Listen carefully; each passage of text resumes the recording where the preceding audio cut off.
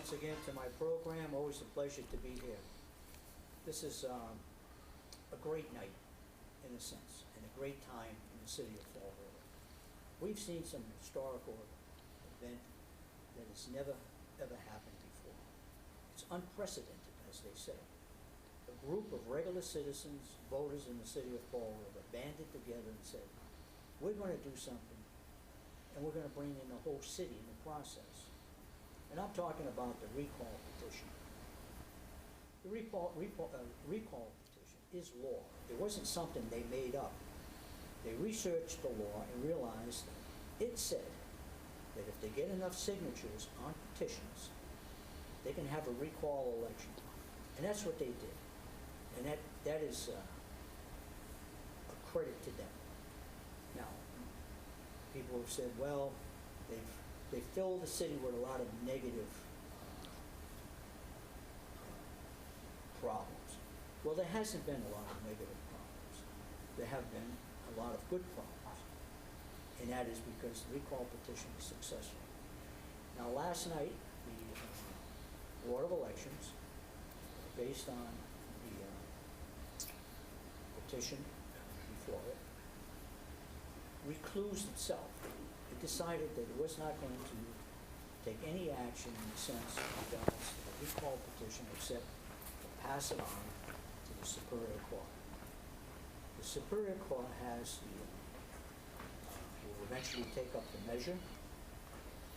The measure will be decided by a judge in the Superior Court, and that should not be a problem. Now, there's been some objections made by the mayor's attorney, and I'm going to read some of the objections that have come up by the mayor's attorney. Now, basically, this is what it says. It says that the Flanagan administration presented 4 objections during what was supposed to be the first in a series of hearings, and that's before the Board of Elections. Among the objections were a contention that the recall violated a 20-day rule, and that the 10 people who submitted the affidavits to stop the recall should have been the only ones to gather petitions.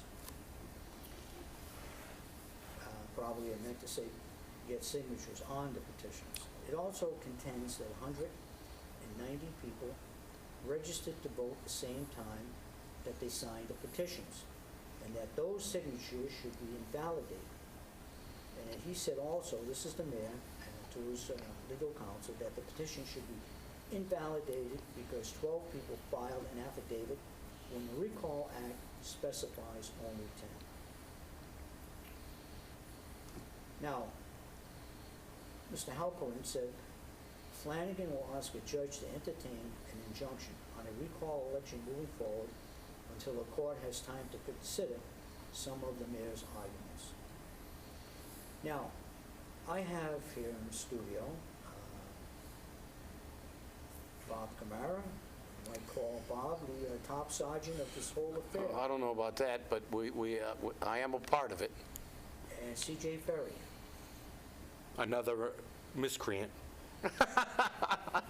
Let's take these, let's start from the beginning. You decided to go ahead with this so-called recall, and give us the, we want to bring it up to what happened, what has happened yesterday. How did this start off? Well, it all began actually at the beginning of his second term with Coogan, after Coogan Gate, when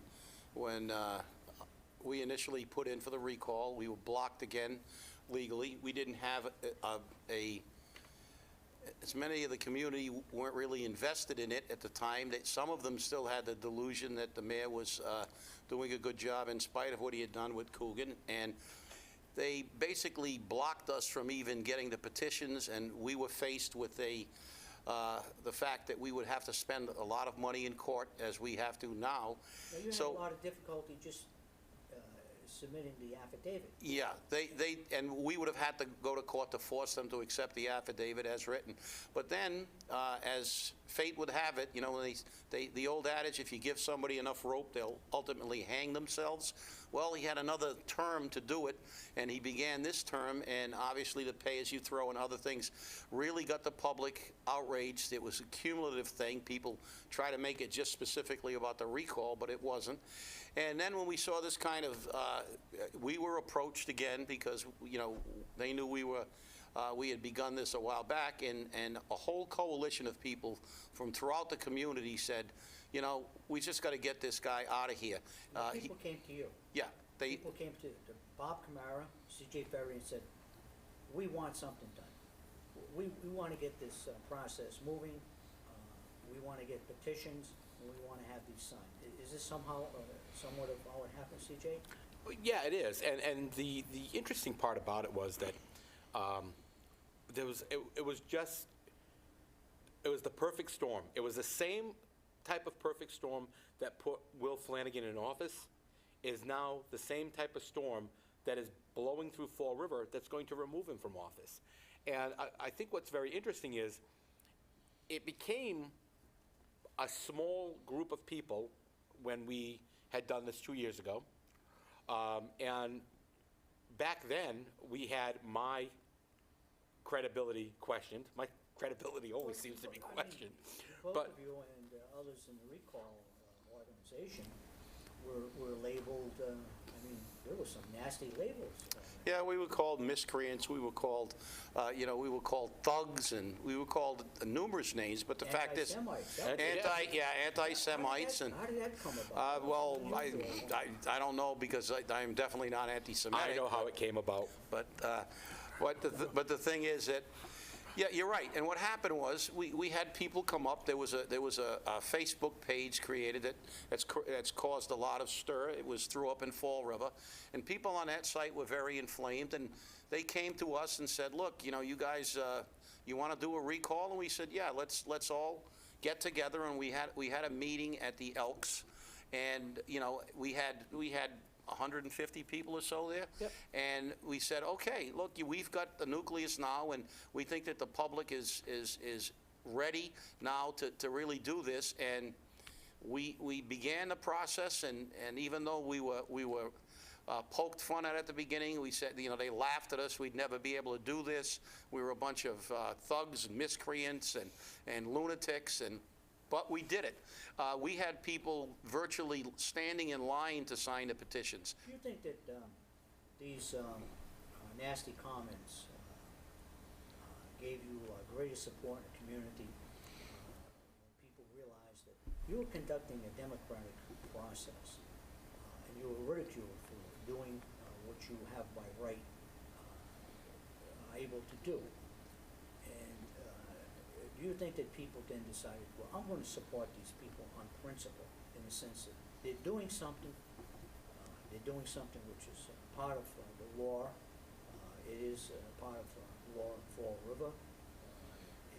It's not something you made up. Do you think that you got more support because you were being labeled as in a negative sense? Yeah, I think that's true. I think. Actually, there was a couple, one was an attorney and the other his wife, and they actually, at the beginning of this process, they went out and they went to various areas where we were getting signatures, and they actually walked up to the petitioners and said they didn't want to sign a petition, and they were treated very well. And I think, and they said, you know, these people, they're being courteous, they're walking up, they're saying, would you like to you know, are you a resident of the city of Fall River and a voter? Would you like to sign the recall petition for the mayor? And when they said no, the people said, thank you very much, you know, you have a good day.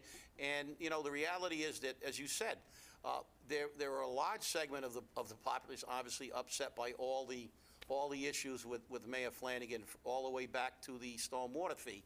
But the fact is, there were a lot of people who then became outraged by the fact that, look, we thought government was about the people running the government, and these people are just, as you said, trying to exercise their right under a law, under a statute, to try to change government, and they're being condemned for doing what this country was basically founded about. Now, as the process moved along, you gathered more people, more support people who would go out and ask others to sign. In the 21-day period, you gathered over 5,000 signatures. Am I correct? 5,500. Now, that's a feat in itself. Now, the contention by the mayor and his legal advisor, the lawyer, is that one of the contentions, one of the objections, is that you submitted the petitions on a 21st day, but they seem to neglect to tell the public in many instances that the 20th day was actually a holiday. Do you think that, do you find that to be a little disingenuous? No offense to your profession, Richard, but you know that a lawyer is not going to present information to a judge or to anyone else that's going to incriminate their client. They basically get paid in some essence, not to lie, but to bend that truth just enough. And this is what happened here. But the law is fairly explicit. What is it, chapter 50 or something, section 4? 55. 55, section 4. Yeah. It's fairly explicit. I shouldn't even say fairly. It is explicit. It is explicit. But again, when you, like everyone does with the law, they interpret it in their own right. And he quoted the first section of the law, which specifically stated that when the due date falls on a Sunday or a holiday, it progresses over to the next business day, which would have been the Tuesday in this case, because Labor Day was on the Monday.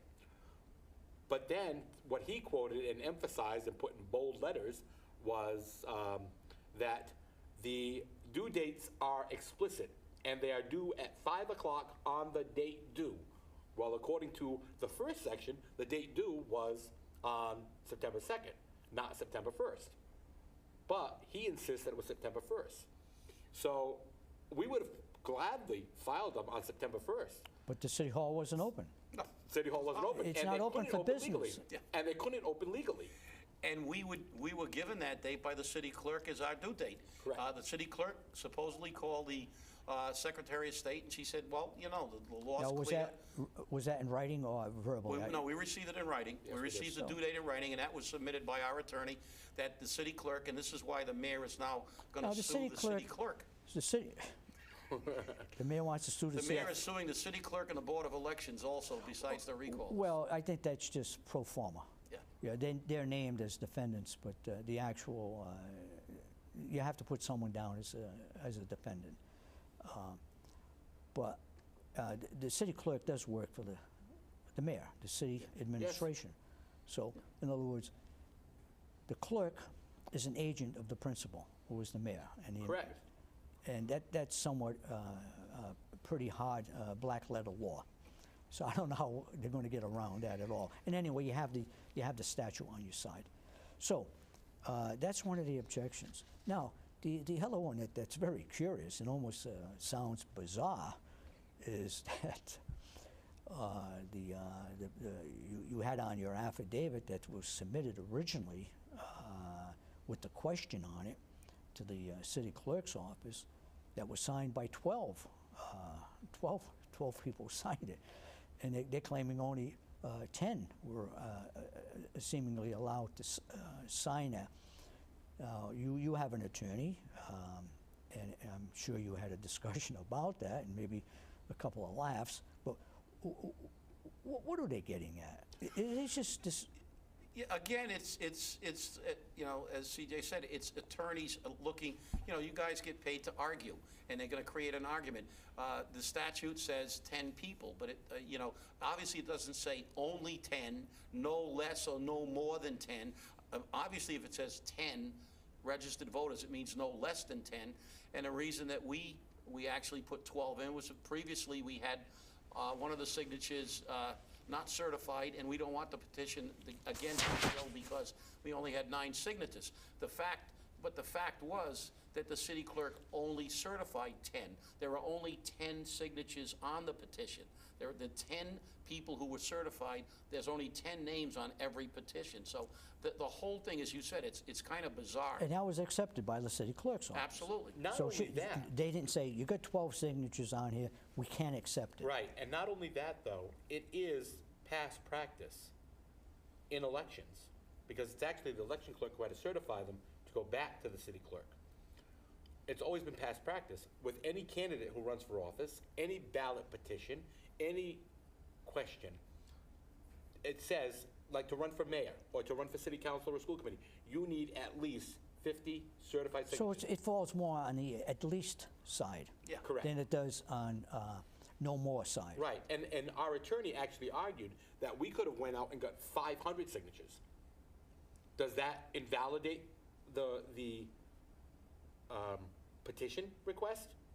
Does it invalidate the affidavit? No, because the top 10 were the ones that were put on the affidavit. Yeah, you needed at least in a sense. Right. So maybe Yeah, that at least. wording wasn't there, but the implication of the ordinance or statute is Yeah. get 10. Don't bring 8, don't bring 7. Right. We'd like to have 10. You bring 12, And that's again, okay. you never know what election's going to do when you bring in those signatures.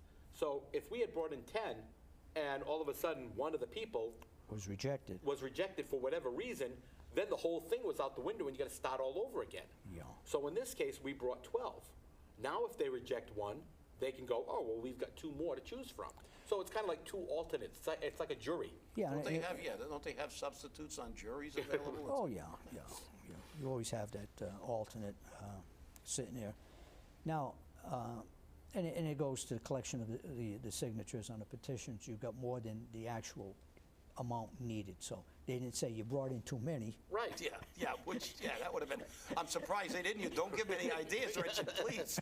That might be, when we go to court, that might be a new argument they're the new going to bring. argument. But what's really It says interesting- only 2,459, and you Yeah. guys got over 5,000. And the real interesting part about it is, and Chip can verify this, we called elections on a daily basis to find out the process of the certification. How many of the signatures got certified? How many? And as a candidate for office previously, I used to do this regularly. They'd say, oh, out of the sheets you brought in, there was 10 sheets, and we've already gone through 3 of them, and we have 40 signatures certified out of the 3 sheets. Okay, that gives me an idea of what I got to work for. Liz Camara refused to give us any information at all regarding how many signatures have been certified, how many hadn't been certified, anything along that line. So we were kind of like wondering what was going on. But then once we met the minimum number of signature standard, we didn't know. But for some reason, it's firmly believed that the mayor knew, because the mayor was already acting as though he knew we had the Well, necessary signatures, yeah, and he was making statements along that Has there line. been a suspicion that Well, the it's been administration might have known what was going into that Board of Elections office? And actually, when we say fair play, they should not have been snooping, if that's the case? Actually, that's been confirmed, Richard. One of the mayor's operatives or minions or whatever you want to refer to him as, who has a Facebook page. Agent provocateur? Yeah, exactly. But he actually posted on Facebook the names of everybody and the petitions. There was only one problem. He forgot to look at the timestamp. The timestamp, the petitions he was circulating, who it has been basically, I think the lawyer basically kind of admitted that they gave it to them, to our attorney. But the fact is, those were timestamped 2 hours before the city clerks and before the ones that went to the president of the city council. And Liz Camara went on record as saying no one would get any information about the petitions until the city clerk and the president of the city council were notified, yet we have proof And how because do you it was think posted. how do you think that might have come about? Well, I think there's going to be ultimately an investigation by the city council. You We're think gonna someone had a request an key and just investigation. opened the door and took a look But around? they were stamped. Why were they stamped by the city? Why were they stamped? They were time stamped. So who did the time stamping? So do you And think why were they this? time stamped prior to the ones that were distributed to the city clerk? So that's why I think the city council really needs to have an investigation, because this calls into question all processes that are handled in this city. Do people have Access? Do people have access To that should privilege, not have private access? Yeah, information? privileged. They're privileged in this case. And you and I spoke a little bit about that prior to this, in regards to, we look at how the election board is set up, how the law is read, because the way we were quoted about it was that I cannot provide either side with any information until it has been certified and has been reported to the city council president.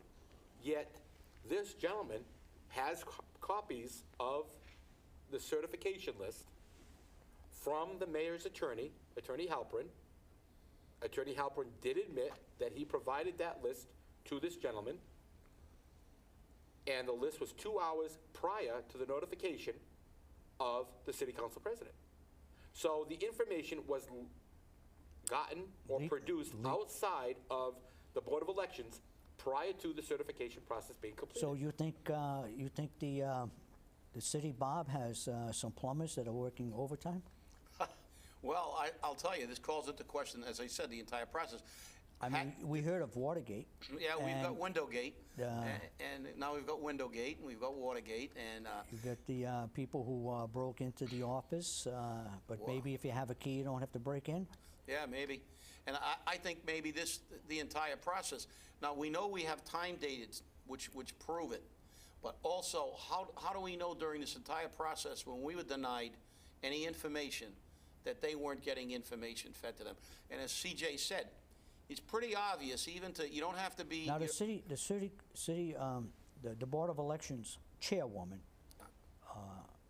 do you expect to call her, your side, as a witness?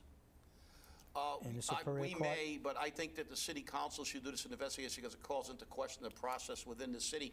The fact is, as I said, the reality is, I'm not saying who it was, but I think we should find out what is going on here. The security and the integrity of this process has to be questioned now, because the fact is, as CJ said, the mayor was on the radio a week before the date, basically talking like, this is what I'm going to do in court, implying, obviously there's an implication there that he already knew we had reached the signature threshold, which we did on August 25th, I believe, Something 26th. along that line, yes. And even though the end date wasn't until September 2nd, the mayor was already on the radio talking about his strategy, which obviously he would have to think that we had the signatures already, when at the beginning he was just dismissing us and saying, these guys will never get 1,000 signatures. So, I mean, it calls into question the integrity of the process, and there's a leak somewhere, and we need a plumber to plug it. Yeah, or plumbers caused the leak. A plumber's buddy. Plumbers caused it. Yeah. Okay, also they... Sure wasn't a glass man? Could have got in there replacing the glass, No, that was replacing those windows. 2013. Now, also they say that, you have, there were too many people gathering, have been the only ones to gather signatures. People who submitted the affidavits to start the recall should have been the only ones to gather petitions. Where does that come from? And if you're running for office, you hand them out to your brother, your uncle, and all your cousins and say, get me some signatures. Yeah, well, that's our question too. But as you said, he gets paid to argue. There are certain recalls. Are these legal arguments or political arguments? Well, these are political delay the process arguments. That's It what has they no are, substance in law. Almost every attorney, besides the attorney he's paying to have his opinion, has basically said that these things are virtually groundless. They just have no basis in law when you read it. And I mean, you would obviously be a better judge than we would, but I mean, it's absurd. I mean, Well, there's no provision in it that says that only the 10 people who get it have to carry these things around. When I read these 4 objections, excuse me, but I had to laugh a little. Well, and it's interesting because then he backs up his objections with, well, the law in Holbrook and the law here and the law there. Well, that's not the law in Fall River. Okay? Exactly, Because exactly. in Swansea, they require that the petitioners file an affidavit as to the validity, and there's no requirement in the Fall River law that requires that, so there's no control. Well, you know what? If there's no requirement in the Fall River law, why are we arguing it? And also, I guess the last contention, objection, whatever you want to call it, is that you had 190 people that signed, but yet they were not registered voters at the time they signed. But how many additional signatures did you get over and above the required number that were certified? We're about 1,400 over. But Over. So 190 is it's a baseless argument. Of course, but also, it's not even a correct argument. He was complaining because those people were actually counted. He was saying that they were not registered voters at the time they signed the petition. Well, exactly. Because we had them, some people have voter registration cards. So he's saying, oh, the law stipulates that they have to be registered voters. Well, like he talked about the town of Holbrook, that you have to have an affidavit. Maybe they don't have the process we do of certification. So we don't know about Holbrook, and it doesn't apply here. But what the fact is that these people were registered voters when the petition got in the hands of the certification of the Board of Elections. Because the way the law reads is they have to be processed first. And once these were processed, they were registered voters. They were valid. But he was saying, as he said, another technical, that when they wrote their name on a petition, they technically were not, which is, like I said, we're going from the ridiculous to the sublime. Okay, And interestingly enough, though, elections chairman Liz Camara stated that based upon past practice of the city and based upon advice from the Secretary of State's office, that they had to process all voter registration cards prior to the certification of nomination papers, ballot question petitions, and everything else. And deliberately what happened here was that voter registration cards were taken on a daily basis, over 700 people. And they were turned into City Hall on the next business day of receipt. So if we received it on Saturday- that was prior to the signatures on the petitions being submitted. Correct. So in other words, to get this clear for the audience, is that when the certification process was taking place at the Board of Elections office, these people had already been registered Correct. voters. Correct. All right. So those are the four main issues, which probably, okay. So anyway, last night, the Board of Elections, based on numerous interconnections in the city of Fall River, ended up not being able to function. And that is probably a first, among other things, in the city of Fall River, that you people Have found or brought to light. brought to light. Yeah. Because what I'm getting at is this. How many boards? You have the licensing board, zoning board of appeals. I mean, on and on. And if someone objects to we'll say a zoning variance, whereby someone's got an 8-lot subdivision by law, but wants to have 2 extra and squeeze in 10, they have to get the variance. Well, wouldn't it behoove an objector to find out who the board is related to? Yeah. Well, in Fall River I mean, if especially. you got the 5th cousin from 6 degrees beyond, I mean, and you start saying, well, you got to recluse yourself because you're related to the owner of the land's cousin, whose uncle, your sister-in-law, by marriage, of the second time. Sounds like we're in Sounds like Nashville. Darth Vader. What board could function?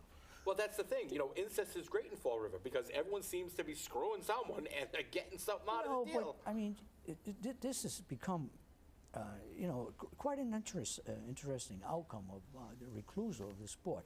So anyway, this board it can't function. It told the world yesterday that we're not going to make any decision, and they were probably happy about the whole thing. Thursday night, which is tomorrow night, the city council will accept the so-called result of the board, and that this thing is going to. They will set the date for the recall election, and the process will move to Superior Court. Now, you have representation, and what do you expect at the Superior Court level? Well, again, he's already said it's going to be a week and a half before he files, which is, again, another delay tactic, because he wants to delay this process as long as possible, and he's going to try for an injunction.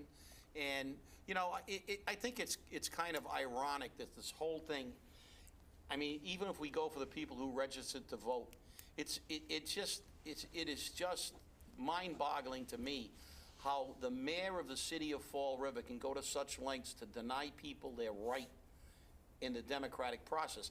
They're even objecting to people registering to vote. That, to me, is bordering on criminal. That flies in the face of this nation. They want everybody to vote. That's all they talk about. Yeah. Get out there and vote. But now, because you may vote against me, But I don't want you registered the wrong people to vote. That's right. That's the problem. That's right. There are good registrations of people who are going to vote, but apparently on the other side there are bad registrations.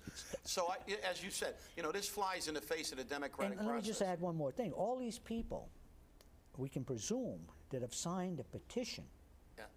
will vote against the mayor Yeah. for someone else. Except a few plants that they put in, because one of their things they're going to say is that people were misled when they read the petition, you know, when they signed the petition, or they were bullied or badgered. You know, even one of the Board of Elections basically said that in his disclosure statement, the second one, that he watched people being chased across the parking lot. I mean, if that doesn't show a bias, like, what did we do? They tackled people and held them down and forced them to sign.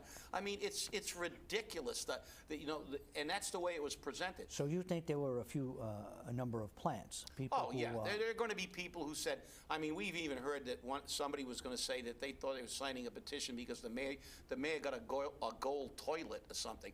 Well, I think it's difficult to confuse it.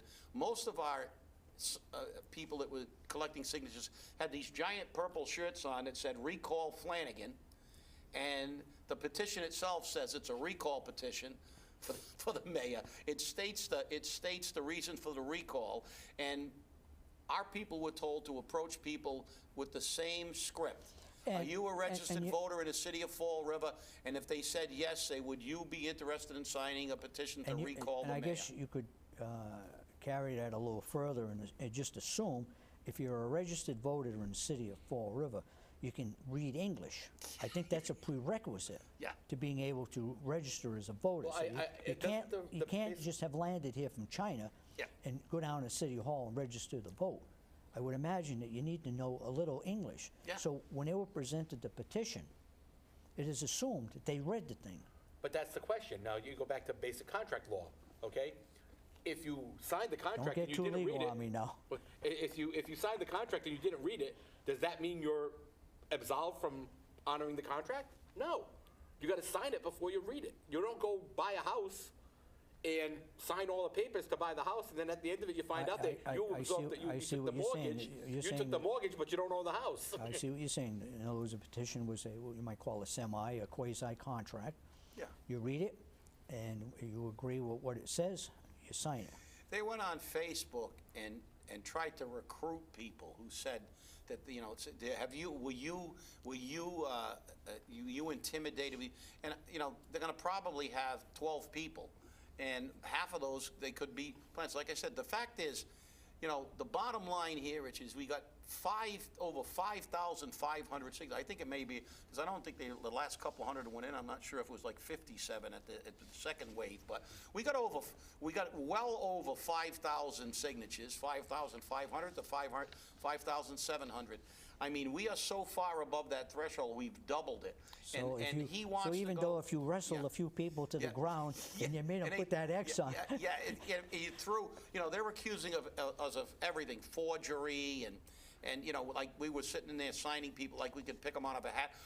You know, we had some cases where people signed for other people. We told our people not to do it, but they gave a petition, and when we found that, we tried to go back and get the other signatures. But, I mean, the whole thing is more or less a delaying tactic, and the bottom line, we truly believe we'll prevail in court. But the big question here is his contention that he can be on the ballot. Okay, that's an interesting question. And what's your position? Well, our position And will you is... argue that in court? Yeah, we will argue it in court. We feel that, number one, the way the statute reads, it says that the top part of the ballot will be a recall, and that is, in essence, a de facto election, because he's running for his own office on the top of the ballot. So it's recall yes, recall no. So in our estimation, that's a de facto election. Now, the second part of the ballot, it says that the second part of the ballot shall be comprised of people who want to be his successor. So we feel, number one, he can't succeed himself. That argument is further buttressed by the fact, if you go to the next section of that statute, it says he can't even be appointed to any position. So it's obvious that they wanted him out of politics if he gets recalled. And the final argument is, if you look at our recall provision and you go back to our city charter, it's in the city charter, almost verbatim, except they left out the part where he can run for his own office. Because in the original city charter, if you were recalled, you were allowed to run for that office. All right. And they intentionally left it out of the recall with this new legislation. Okay, then that's the ordinance. Yep. City ordinance. Yep. So what you're saying, your position is he cannot succeed himself. No, absolutely not. And it's intentional, and we are going to attempt to have a former representative, former Mayor Correa, basically stipulate what he feels was the intent of that legislation. But we feel the intent is clear. You know, Will he be a witness? Is he going to be called as I don't know. I would love it if he will say yes. We would at least like to have him swear an affidavit to the effect that the intent of that legislation was to replace the person recalled, not to allow him to. Because if you look at this thing objectively, it doesn't make any sense, because theoretically, the way he wants to have it, he could lose the recall on the top half of the ballot 65-35. And then he goes, if his name is put on the second part of the ballot, he could get that same 35%, and because 10 other people are running for mayor, he could win his seat back as the mayor. And you're saying if he's recalled, that's the end of him. That's right. That's the end of it. Because if you carry that to the next extreme, he goes down to the second half of the ballot. There are 10 other people running. He gets 35% of the vote. He wins, even though 65% of the public again voted against him. Let me ask you a question that it might be just a plain technical. Don't ask me legal, because you'll have to hire you as a lawyer. Go ahead. Well, suppose the first part of the question, people say, you're recalled. But then the second part of the ballot has his name on it, because he might not be recalled. So if he's not recalled, the second half of the ballot's null and void. Okay. They don't even won't have vote. to go. Okay. Because they count the top of the ballot first. So even if the recall prevails, even if people vote on the bottom, the second half, it's not going to be counted. That part will be discarded. Yes. Yep. Because he has not been recalled. Correct. Based on the first part. And the interesting part about all of this is that the mayor's comments to date, including today, we must have been taking a lot of happy pills today, because it was very exciting on the air. So I don't know what that was about. Maybe the new windows. Is that he wants this process to continue. And then he says, if found legal, it is legal, it's the law. He knows that he will prevail in the recall election. Well, whether it be by virtue of the fact that he's recalled and he's on the ballot. He knows that, then might as well just skip this part. Exactly. That's what we've been contending since the beginning. Save the city a lot of money. Yeah. Maybe we could pay for the windows. Remove all this contention. Businesses will pour into the city. No, they won't come into the city. We don't pay for our windows. We don't pay our contractors. You people have been accused of businesses won't come in. It's our fault, yes. Businesses are leaving. We have divided houses. It's like the Civil War all over again. Well, that part may be true. I'm sure that everybody's entitled to their opinion on the issue, and I'm sure that there are some families that are pro and con. But the fact is, businesses, and it's not only my opinion, but actually the Boston Business Alliance, and even Ken Fiola from the Office of Economic Destruction has said that businesses don't look at this type of stuff. That came out of the Chamber of Commerce. They were trying to make that. The reality is, I think what turns businesses off is when the mayor is waving a gun around or accused of waving a gun around, and we have windows that are not being paid for. Who would want to come into the city when we have the city administrator and the mayor basically being happy that the Attorney General told them they don't have to pay a bill for some poor guy who put in 22 windows, and now you want to beat him out of the bill and say, well, look what we did, because we don't have any money, right? That's just, I mean, what kind of business climate does that show? You know, this is, the businesses want to come here, maybe because we just got ranked the 4th most dangerous city in the Commonwealth. Maybe that will. Maybe because the schools are a disaster. Maybe that's a reason that businesses don't want to come here. I can give you a lot of reasons, but the fact that people are trying to exercise their democratic right to change the government is not a reason why businesses don't come to a community. Yeah, what you mentioned about the crime rate, I was speaking to a woman today who doesn't live in Fall River, but mentioned that she read it somewhere. Yeah. Now, Well, how about this one, which is something that the mayor's not talking about, the general media isn't talking about, and we didn't talk about it today earlier, and I really wanted to.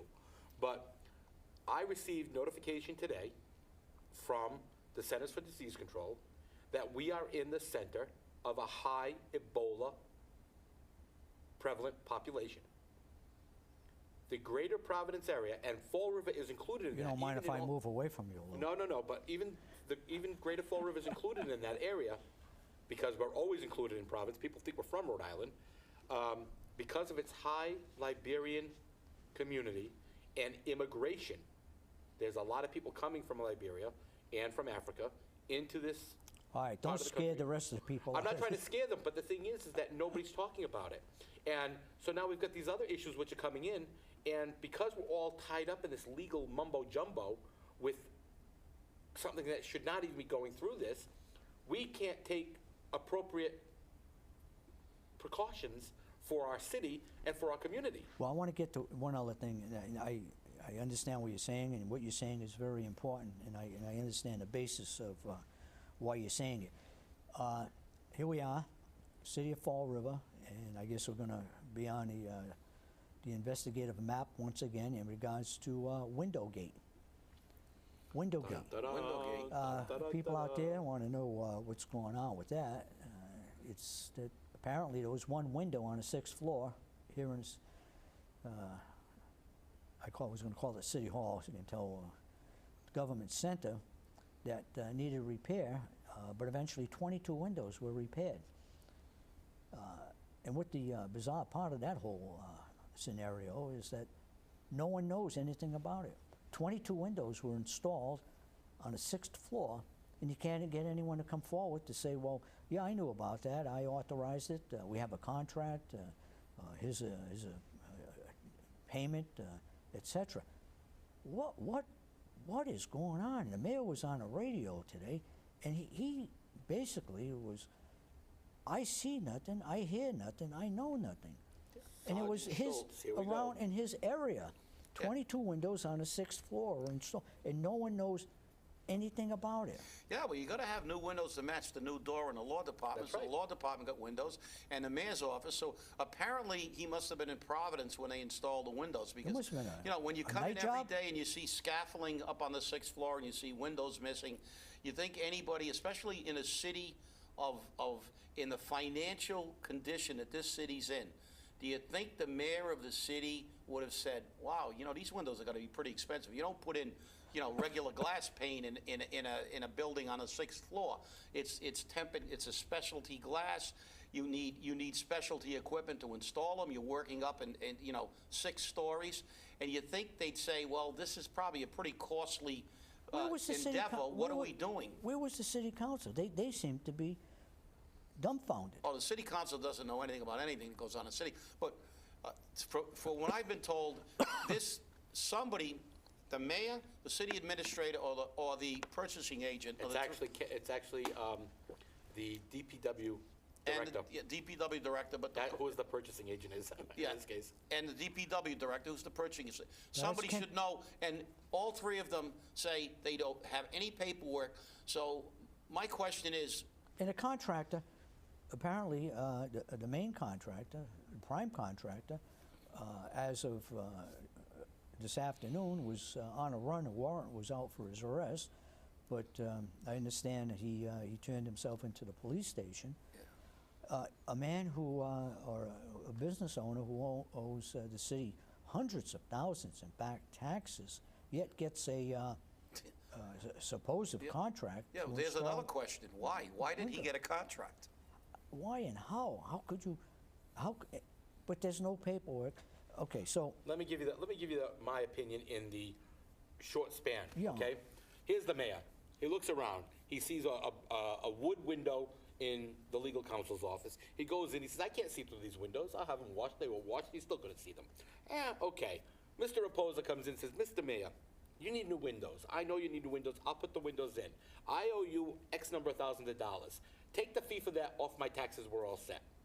This is just a supposed. This isn't but what that happened. didn't seem to. Okay, so the mayor goes, "Okay, no problem."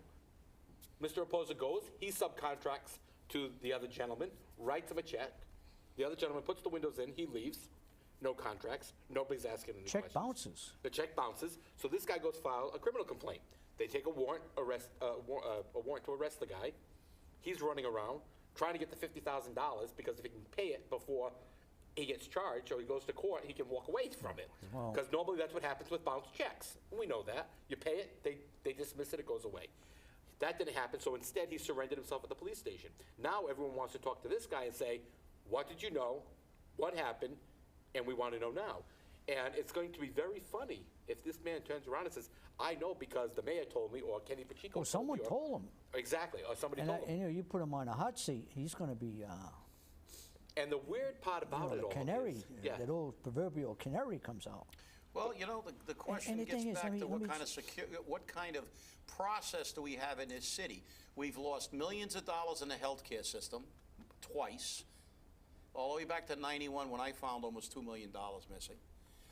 We've had it happen again a few years ago. We've had accounts that were dormant for 25 years, and they found that no activity, and we had bank accounts that we didn't even know about for 25 years. The fact is, Dominion. we wonder why we're in a financial condition we're in this city. What kind of fiscal management do we have? We've watched for the last 3 years, every city council meeting, when the treasurer or the auditor goes down, they never give an answer about figures, and when they do give an answer, by the next meeting it changes. They have no idea what's going on. No one knows, and no one wants to know, and that's one of the problems we have. There has to be a full investigation, not by anybody in this city, needs to be by the state police or the federal government, because the fact is, this city, we know, is in receivership, and if somebody does a thorough investigation and does a complete audit, this city is going to go down like the Titanic. You know, there was talk that, the city is not liable. This contractor, he put these windows in, but because there was no contract, and the city was never obligated to pay him, that he is not going to collect on the work that he performed and the materials that he supplied. And I find that to be a very bogus argument, because as you know, there is what they call unjust enrichment. If you do some work for someone and they're aware of it, you're actually expected to pay, because you cannot accept that and say, well, you know, I didn't ask you to do it, I didn't tell you to do it. The fact of the matter, it was done, and you knew it was being done. And if the mayor wants to sit there and say he never saw the windows being put in a court of law, that's going to be laughable. Yeah, and not only legally, Richard, but morally. I mean, look, if there's one person who you may say is blameless in this whole thing, it's the person who put the windows in, because he did what he was paid to do, or supposedly wanted to be paid to do. And now the questions now arise, Was there a bid process? Was there an RFP? Apparently- Was there, you know, who was supposed to approve this? How did the man that owes the city hundreds of thousands of dollars get a contract in the first place? The only thing we can say, and to me, it really casts a really poor light on the city, and they wonder why people don't have much respect for Fall River, when the mayor and the city administrator go on record and say, if we can get out of this bill, we will, because the Attorney General said, because this guy didn't have a contract, even though, as you said, I'm sure they will ultimately lose in court. But just the mere fact that they won't realize that they have an obligation morally, and I think ultimately legally, to pay this man. There's 22 new windows in the government center. And for somebody to do that work and not be paid, then let's invite all the businesses in, and that can be one of our promos. Yeah, we're gonna have a no-bid city, and they can do all the work, and we'll say, and not well, get paid. you know, there was no contracts, thank you. People like to be paid when they work. Yeah, it would seem that he will eventually get something, whether it's the full amount or not.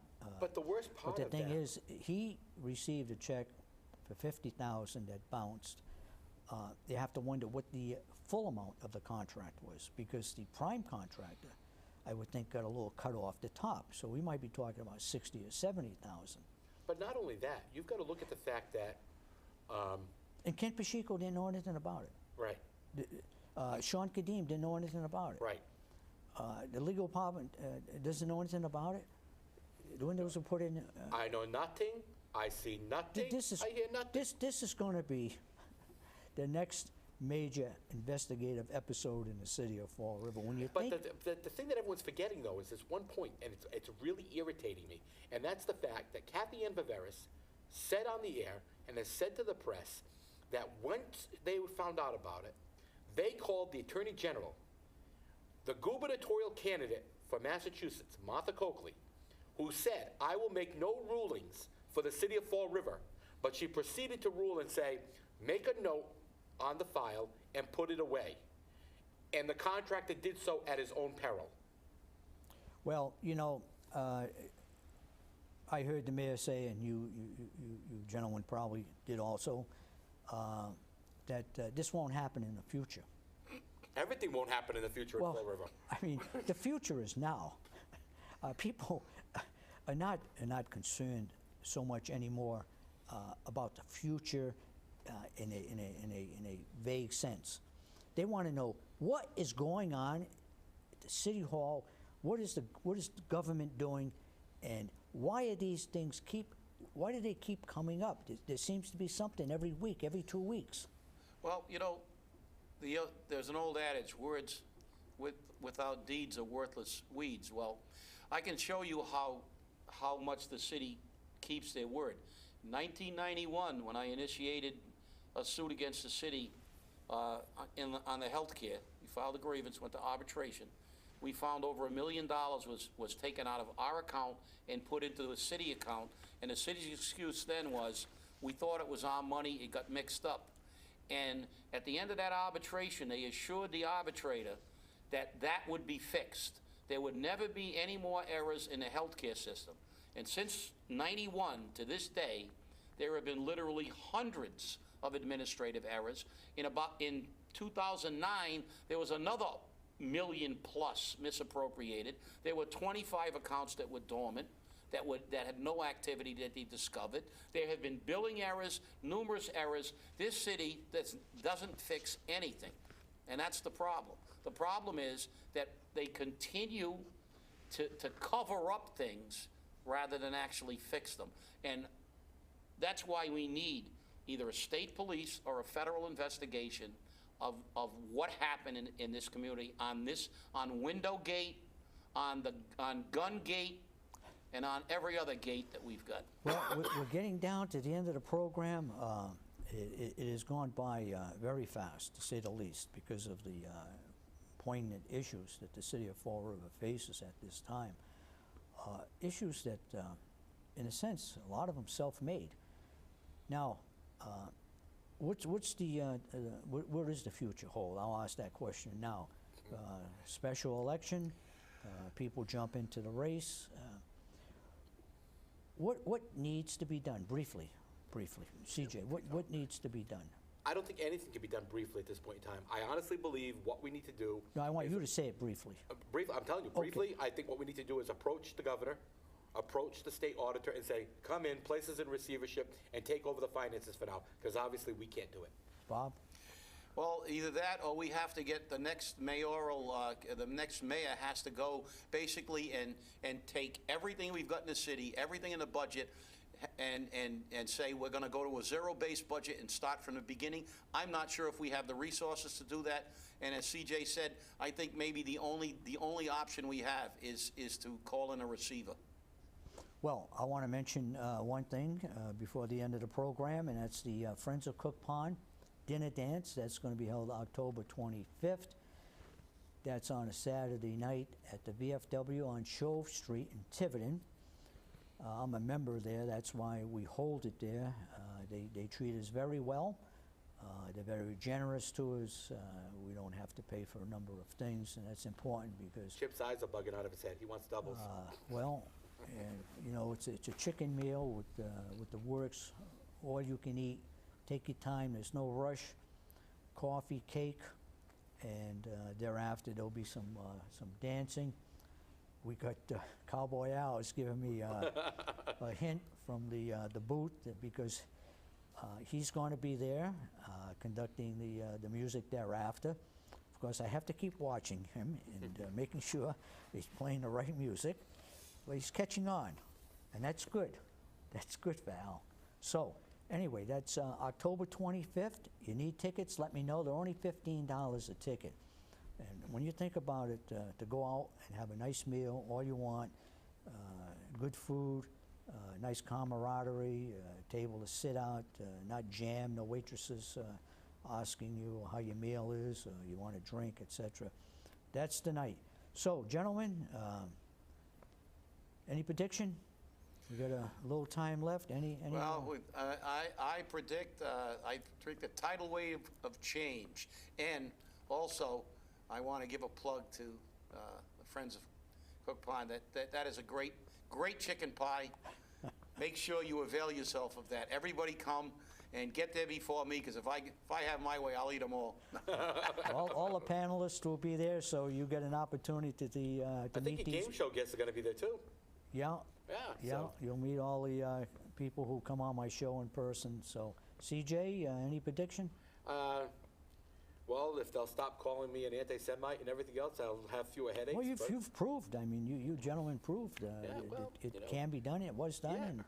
Yeah. And congratulations but what I really think to is you. going to happen is I think the mayor's going to It's a drag purge. this out. The city needs a good purging. Yeah, well, I've been saying that for a long time. Fleets are $1 a piece in CVS, so you can pick them all up. Yeah. All right. I think the city just really needs to realize that it's time for a substantial change, and I think that it will happen. And it might set a precedent in regards to others who hold office in the city. Let's hope If so. they're not Let's hope doing so. their job right, they could get pulled out. That's right. Thank you out there for watching, and I'll see you next time.